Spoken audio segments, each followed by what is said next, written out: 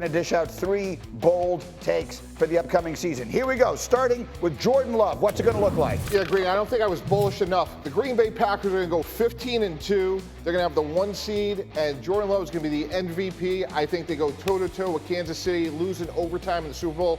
I think he's as good of a young player as we've seen in a long time, with endless amount of great young skill players. This team is well coached and well built. Upside everywhere. I love it. I absolutely love it. I agree. 15-2 might be lofty, but I agree with them being a real Super Bowl candidate. Let's go to a rookie quarterback. What are you expecting from J.J. McCarthy? Yeah, sneaky big news. J.J. McCarthy's having a great camp. He's going to go into opening day, and he's going to tear up the New York Giants and throw for 280 yards and 3 touchdowns, and remind the Giants that it wasn't about trading up for Drake May. It was sitting there and taking J.J. McCarthy, who's going to outplay Daniel Jones on opening day. You expect him to start the opener as well? Absolutely. He'll beat out Sam Darnold. All right, I like it. And then here we go. Give me something on the Jets. Well, I want to be eligible for the rest of the show. So I have the New York Jets going to the playoffs at 10-7, and here's why. I think Breece Hall is really important. Look, we've talked so much about Aaron Rodgers, but Breece Hall has averaged 4.9 yards a carry. And Nathaniel Hackett, I hope you're listening. Let the offense, especially early on, run through him. Let Aaron Rodgers get back to where he was coming off of the Achilles injury. This team is really well built. We saw Tyron Smith already have an injury. And look, Olu Fashano's there. Give Joe Douglas a ton of credit. This team is talented. More importantly, Greeny, they're deep.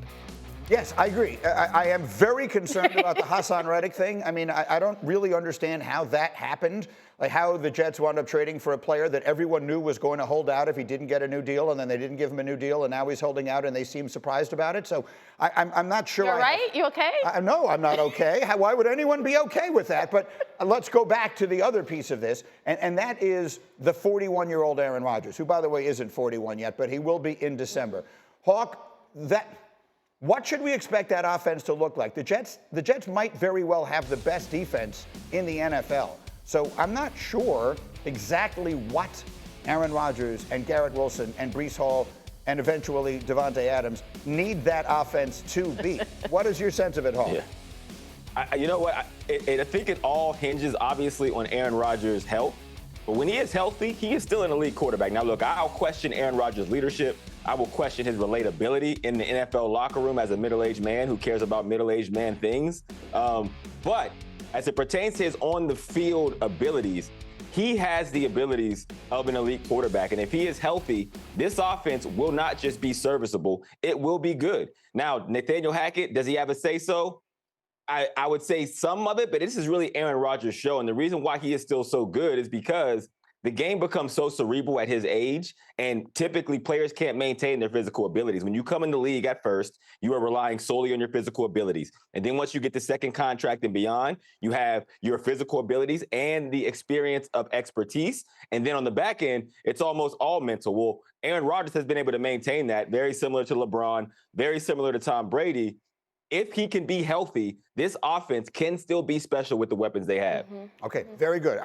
You recovered from having referred to 40 as middle-aged, which I had a real, I'm not going to lie to you, I had a real hard time with after my birthday yesterday, but that's a whole other separate thing. And then this business about Aaron Rodgers, yes, thank you. This business about Aaron and Robert Saleh maybe having a little bit of friction. You're around there all the time. What is going on with that? As soon as they made this trade, as soon as he came to Florham Park, this is Aaron's show.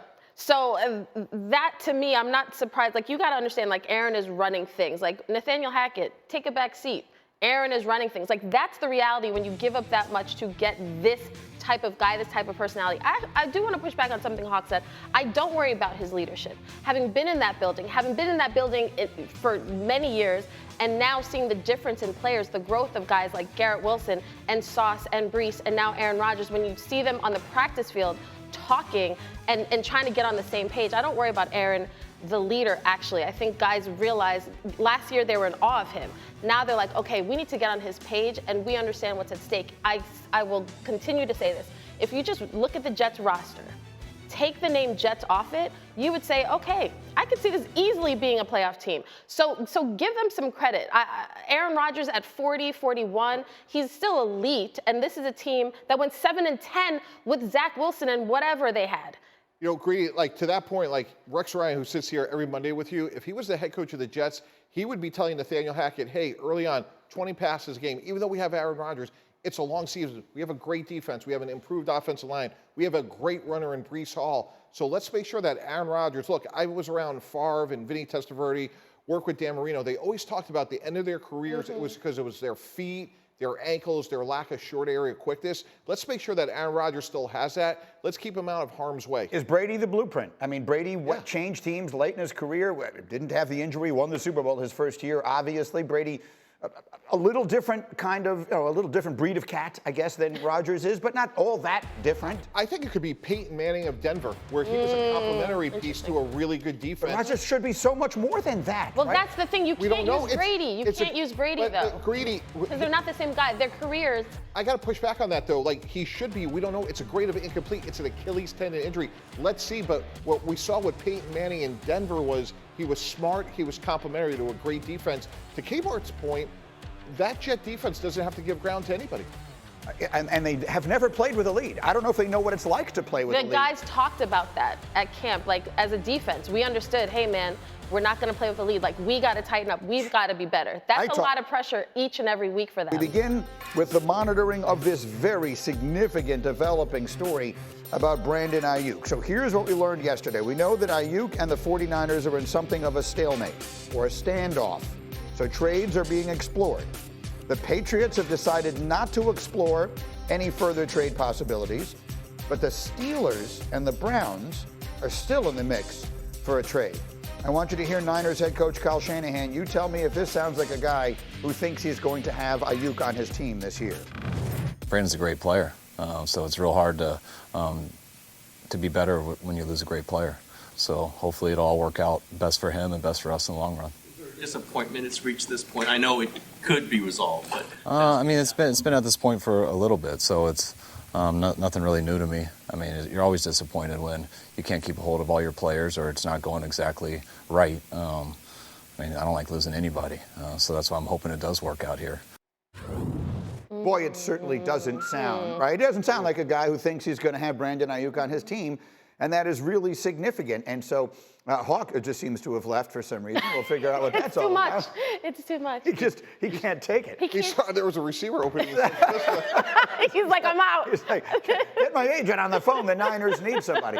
Well, let me start with you over here. So New England comes out of this thing. You were telling us this morning that may not have been coincidental. Yeah, so talking to multiple sources, I've been told that Brandon Aiyuk did not want to play in New England and also doesn't want to play in Cleveland, which is interesting because now that leaves two dance partners, which is his current team, the San Francisco 49ers, and also keep an eye on the Pittsburgh Steelers. They're in, they're out, now they're in. You know, when you look at this Brandon Aiyuk situation in San Francisco, despite what Kyle Shanahan may say, his countenance, that's really given the picture. In that building, they have been a well-oiled machine for years. And now in that building, people are like, it's probably pretty somber in there because they've been able to figure things out to this point. But you got Trent Williams who's unhappy. You know you got to pay Brock Purdy. In the NFL, GMs and scouts, they all use the phrase champagne problems. If this is what you want to have great players, but when you have to pay them, now look at the Chiefs. They couldn't keep Tyreek Hill at that price point. They were deciding last year between Chris Jones and L'Jarius Sneed. You can't keep everybody. But this is a San Francisco 49ers team that has not won a Super Bowl, and it's very hard to sort of break up the band at this point. That's right. When you're that close to the top of the mountain but haven't quite gotten there. How do you justify it? I can see that being really significant. Agree. We talked about it earlier. Maybe there's a Band-Aid. Maybe you go to him and say, hey, you're not worth $14 million a year. We could give you $5 million more. We could give you more in guaranteed money that could void. We could promise not to franchise you, but let's go win a championship. We were winning in overtime in the Super Bowl, and our quarterback's making the minimum. We have a unique window, Brandon, and you're going to get all your money in 17 more games. And again, whatever the verb is, beg, cajole, recruit, they're so close to winning. Now, to their credit, too, they got Deebo Samuel under contract, drafted 2 receivers in Ricky Pearsall, Jacob Cowling. So they've done what they can do to hedge their bet. But boy, this guy is a young, dynamic difference maker that really can meaningfully help them get to where they want to go. Difference maker to the point of if he were to end up in Pittsburgh, make no mistake, he changes the entire complexion of the AFC North. To me, I'm looking at the Steelers as, oh, they're not going to finish fourth. If they have Brandon Aiyuk, this is a team that is always in contention for the playoffs and went 5-1 against their division last year. Adding him, now I'm looking at them like, oh, they actually could win this division. Fascinating. And I don't disagree, depending on what kind of quarterback play they get, and we'll have to wait and see. Now, we have Hawk back here, and I want, as we set Hawk up, Cindy, let's put up A13. Because for those who say, you know what, I don't feel like Brandon Aiyuk is a guy like Justin Jefferson and CeeDee Lamb. We don't really hear about this. Like, look at these numbers. He ranked 37th in the league last year in targets. The offense just isn't built around an X-receiver. They don't throw him the ball all the time. He was targeted less than Jacoby Myers, less than George Pickens, less than David Njoku. But he ranked first in the league in yards per target. So he is the big play man on that offense. So Hawk, perfect guy to have on today as a receiver. How much of a difference maker is Aiyuk? Meaning, if we take him off San Francisco, what does that mean? And if we put him on Pittsburgh, what does that mean? Yeah, I love Kim's take on him going to Pittsburgh because it does change the dynamic of that offense, and it does make it considerably easier on whoever is the quarterback in Pittsburgh. But when you're looking at the San Francisco 49ers, beyond the fact that he has gotten better every year, to your point, he has done more and more with the opportunities he's presented every single year he's been on San Fran.